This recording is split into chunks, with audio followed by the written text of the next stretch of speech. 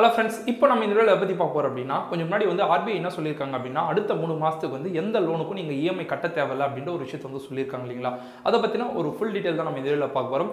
ஆக்சுவலாக வந்து நம்ம 21 டேஸ் வந்து ஊரடங்கு உத்தரவு அப்படின்னு நம்ம மோடி அறிவித்த பின்னாடி பார்த்தோன்னா, இந்த செல்ஃப் பிஸ்னஸ் பண்ணுறாங்க இல்லைங்களா, அவங்களுக்கு எல்லாருமே பார்த்தோன்னா பயங்கரமாக அடி வாங்கியிருக்கு. அதாவது அவங்களுடைய பிஸ்னஸ் எதுவுமே வந்து ரன் பண்ண முடியாதனால, அவங்களுக்கு இன்கம் போதுமான அளவுக்கு வர முடியாதனால, அவங்க எடுத்திருக்க அந்த ஹவுஸ் லோன்லேருந்து எஜுகேஷன் லோன்லேருந்து நிறைய விஷயங்கள் அவங்க கட்ட வேண்டிய ஒரு விஷயம் இருக்கிறதுனால அவங்களால கட்ட முடியாது அப்படின்ற ஒரு சூழலை வந்து மனசில் வச்சுட்டு என்ன பண்ணாங்க அப்படின்னா, 2 நாளைக்கு முன்னாடியே வந்து நம்மளுடைய நிதியமைச்சர் நிர்மலா சீதாராமன் வந்து ஆர்பிஐ கிட்ட ரிக்வஸ்ட் பண்ணியிருந்தாங்க. ஸோ அந்த ரிக்வஸ்ட்டை ஏற்ற மாதிரி என்ன பண்ணியிருக்காங்கன்னா, இப்போதைக்கு வந்து இந்த லோன் எஜுகேஷனல் லோனாக இருக்கட்டும், இல்லை பர்சனல் லோன், ஹோம் லோன், அந்த மாதிரி வந்து பேங்க்ல எந்த விதமான லோன் நம்ம எடுத்திருந்தாலும் அந்த லோன் எல்லாத்துமே பார்த்தோன்னா 3 மாதம் கட்ட தேவையில்லை, அதாவது லோனுக்கான இஎம்ஐ கட்ட தேவையில்லை அப்படின்ட்டு அனௌன்ஸ் பண்ணியிருக்காங்க. ஸோ இந்த பேங்க்ன்றது பார்த்தோன்னா பர்டிகுலராக வந்து ஸ்டேட் பேங்க்கா இல்லை வந்து ஏதாச்சும் பிரைவேட் பேங்க் அப்படின்னா கண்டிப்பாக கிடையாது. எல்லா விதமான பேங்க், சின்ன பேங்காக இருந்தாலும் சரி, கார்பரேஷன் பேங்காக இருந்தாலும் சரி, இல்லை ஸ்டேட் பேங்காக இருந்தாலும் சரி, இல்லை private bank, axis bank, HDFC, அந்த மாதிரி எந்த பேங்காக இருந்தாலும் எல்லா பேங்க்குமே இது அப்ளிகபிள். ஸோ எந்த பேங்க்கில் யாரெல்லாம் வந்து லோன் எடுத்திருக்காங்களோ அவங்க எல்லாம் பார்த்தோன்னா, அதாவது ஹவுஸ் லோனு, எஜுகேஷன் லோனு, அதே மாதிரி வந்து பர்சனல் லோன், அந்த மாதிரி எல்லா லோனுக்குமே வந்து இஎம்ஐன்றது அடுத்த 3 மாதத்துக்கு கட்ட தேவையில்லை. ஸோ நம்ம எல்லாருக்குமே ஒரு டவுட் வரும், 3 மாதத்துக்கு கட்ட தேவையில்லைனா அப்போ 3 மாதத்தையும் சேர்த்து வந்து அடுத்த மாதம் நம்ம வேலைக்கு போகும்போது மொத்தமாக சேர்த்து கட்டணும் அப்படின்னா அது கிடையாது. 3 மாதம் என்ன பண்ணியிருக்காங்கன்னா, அந்த லோன் ப்ராசஸ் வந்து பாஸ் பண்ணி வச்சிருக்காங்க. ஸோ அதுக்கு அடுத்து 3 மாதம் கழிச்சு என்ன பண்ணலாம் அப்படின்னா, இந்த 3 மாதம் வந்து ஒன் மந்த்தாக நெக்ஸ்ட்டாக வந்து நம்ம ரெஸ்யூம் பண்ணிக்கலாம். ஓகேங்களா. ஸோ இதுதான் அவங்க கொடுத்துருக்க ஆர்டர். கூடவே என்ன சொல்லியிருக்காங்க அப்படின்னா, இன்ட்ரெஸ்ட், அதாவது அந்த லோனுக்கான இஎம்ஐக்கான இன்ட்ரெஸ்ட்டும் வந்து குறையிறதுக்கான சான்சஸ் நிறைய இருக்குது. அதனால நிறைய பேர் என்ன பண்ணாங்க அப்படின்னா, நான் இப்போயே கட்டிடுறேன், எனக்கு எதுவும் பிரச்சனை இல்லை அப்படின்னு நீங்கள் நினைச்சாலும் கட்டினாலும் ஓகே தான். இருந்தாலும் அப்படி கட்டினீங்க அப்படின்னா உங்களுக்கு வந்து இன்ட்ரெஸ்ட் நீங்கள் இப்போ அதிகமாக கட்டுற மாதிரி இருக்கும். அடுத்த 3 மாதம் கழிச்சு நீங்கள் கட்டும்போது அந்த இன்ட்ரெஸ்ட் வந்து ஓரளவுக்கு கம்மியாக இருக்குது அப்படின்றாங்க.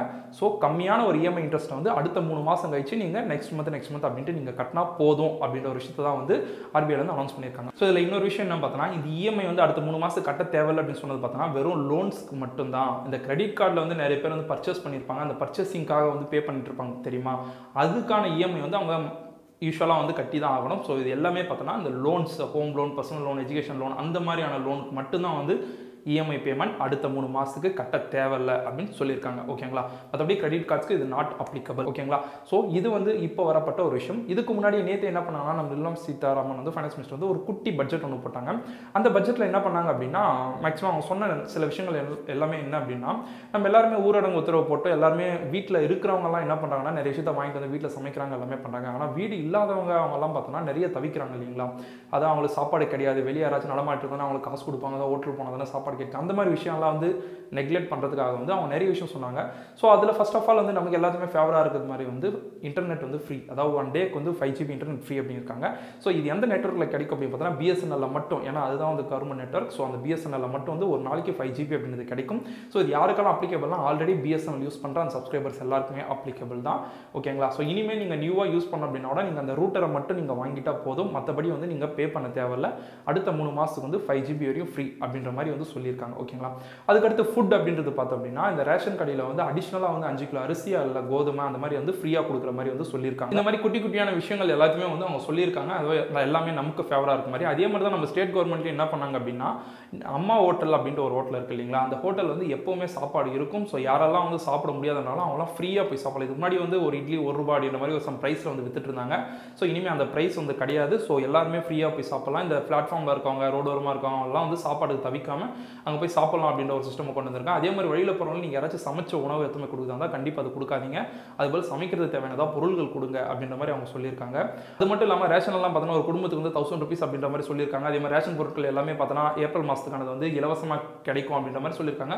ஸோ இந்த மாதிரி இந்த 21 நாள் யாருமே வேலைக்கு போவதனால பல விதத்துலேருந்து பல பேர் வந்து நம்மளுக்கு சப்போர்ட் பண்ணிட்டு தான் இருக்காங்க கவர்மெண்ட் சைட்லேருந்து. அதே மாதிரி பார்த்தோன்னா நிறைய பிஸ்னஸ்மென்ஸ் எல்லாம் பண்ணியிருக்காங்க அப்படின்னா, அம்பானி வந்து மும்பையில் இருக்க ஒரு ஹாஸ்பிட்டல் வந்து அவங்க கொடுத்துருக்காங்க. கொரோனா வைரஸ் பேஷன்ஸ் வந்து ஐசோலேட் பண்ணுறதுக்காக ஒரு ஹாஸ்பிட்டல் கொடுத்துருக்காங்க. அதே மாதிரி வெஸ்ட் பெங்காலில் ஒருத்தர் கொடுத்துருக்காங்க. அவருடைய பங்களா 37 பங்களா ஐ திங்க். ஸோ அத்தனை பங்களாவையும் வந்து நீங்கள் கொரோனா பேஷன்ஸ் வந்து ஐசோலேட் பண்ணுறதுக்காக வச்சுக்கோங்க அப்படின்றாங்க. இன்றைக்கி வந்து என்ன பண்ணிக்கிறாங்கன்னா, விராட் கோலி வந்து 2000 crore rupees வந்து கொரோனாக்காக அவங்க ஒரு ஃபண்டு மாதிரி வந்து கொடுத்துருக்காரு. ஸோ இந்த மாதிரி வந்து நிறைய பிஸ்னஸ்லாம் கொடுத்துட்ருக்காங்க. இது வந்து நம்ம நாட்டில் நடக்கக்கூடிய ஒரு விஷயம். அதே இப்போ அமெரிக்கா அப்படின்னு எடுத்துன்னா, அமெரிக்காவில் என்ன பண்ணியிருக்காங்கன்னா, கிட்டத்தட்ட வந்து $1500, அதாவது கிட்டத்தட்ட நம்ம ப்ரைஸில் பார்த்தோன்னா 1 லட்சம் ரூபாய் வந்து ஒவ்வொருத்தருக்கும் எடுத்து போய் வீட்டில் கொடுத்துருக்காங்க. அதாவது ஒவ்வொருத்தருக்கும் போயிட்டு காசாக கொடுத்துருக்காங்க.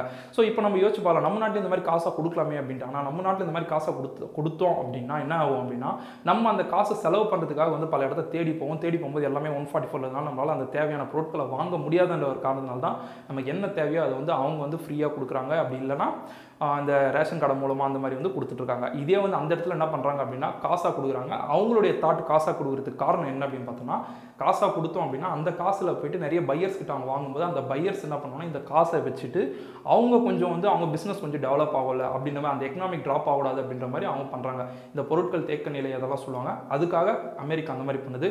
இருந்தாலும் இதில் அமெரிக்காவோட சோகமான ஒரு விஷயம் என்ன அப்படின்னா, இப்போ தான் வந்து ரீசெண்டாக அந்த அமெரிக்காவில் வந்து கொரோனா வைரஸ் அப்படின்றது வந்து ஸ்ப்ரெட் ஆக ஆரம்பிச்சுது. ஆனால் ஸ்ப்ரெட் ஆன கொஞ்ச நாட்கள்லேயே என்ன ஆச்சு அப்படின்னு பார்த்தோன்னா 1000க்கும் மேற்பட்டவர் இறந்துட்டாங்க. அண்ட் உலகத்திலேயே வந்து மற்ற நாடுகளை கம்பேர் பண்ணுறதை விட, அதாவது சைனாவில் மேக்ஸிமம் சைனாவில் தான் ஃபஸ்ட் அட்டாக் ஆச்சு. சைனாவில் வந்து 83,000 அரௌண்டு தான் வந்து பாதிக்கப்பட்டவர்கள் இருக்காங்க. ஆனால் அமெரிக்காவில் பார்த்தோம் அப்படின்னா இன்னிய நிலைமைப்படி 85,000 பீப்புள்ஸ் வந்து கிராஸ் ஆகிருக்கு.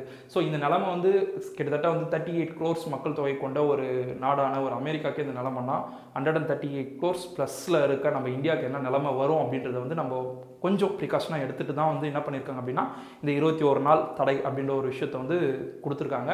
ஸோ இந்த 21 நாளும் பார்த்தோன்னா நம்ம சேஃபாக நம்ம இருந்தோம் அப்படின்னா நம்ம வந்து ப்ரிகாஷன் ஸ்டேஜில் இருக்கும். Prevention is better then cure அப்படின்ற மாதிரி வந்து ப்ரிவென்ஷன் ஸ்டேஜில் இருக்கும். ஸோ நம்ம எல்லாருமே பார்த்தோன்னா அந்த வைரஸ் எதிர்த்து போராடிட்டு இருக்கோம். இதில் வந்து அந்த WHO என்ன சொல்லியிருக்காங்க அப்படின்னா, இந்தியான்றது பார்த்தோன்னா போலியோ, தட்டம்மை அப்படின்ற 2 கொடிய வியாதிக்கு வந்து மருந்து கண்டுபிடிச்சி அடியோடு ஒழிச்ச ஒரு நாடு.